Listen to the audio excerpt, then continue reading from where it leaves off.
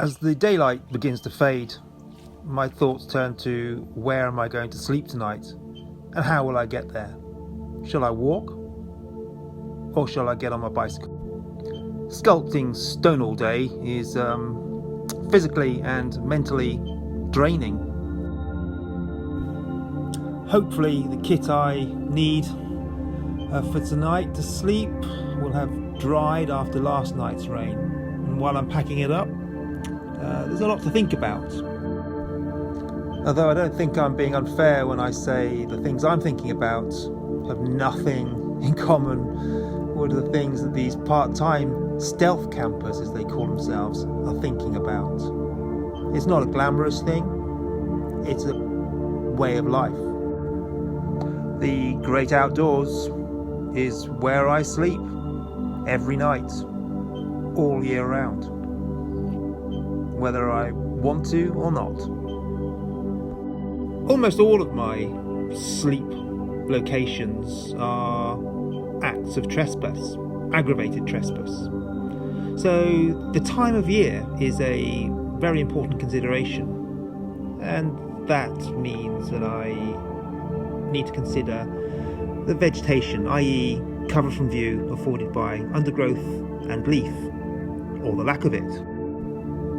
Gamekeeper routines, for example, when is the hunting season, and when are the farmers sowing or harvesting?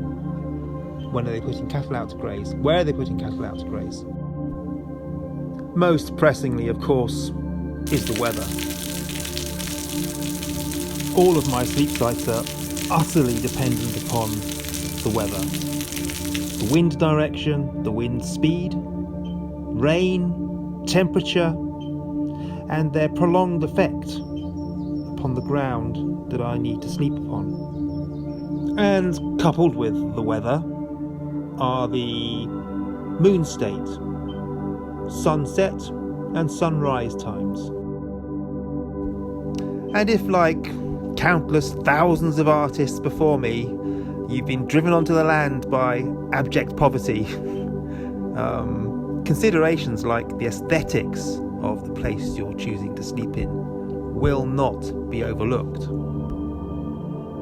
They are every bit as important as the efficacy and functionality of the location.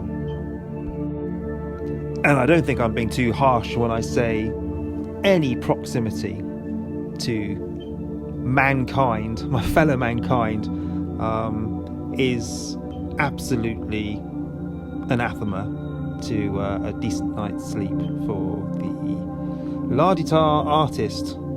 Proximity to man-made inconvenience such as motor noise, light pollution, general land degradation, dog walkers, fly tipping, and for the avoidance of all these horriblenesses, I rely heavily upon my maps. Study the map carefully and you can find out everything you need to know pretty much before you set off for the night.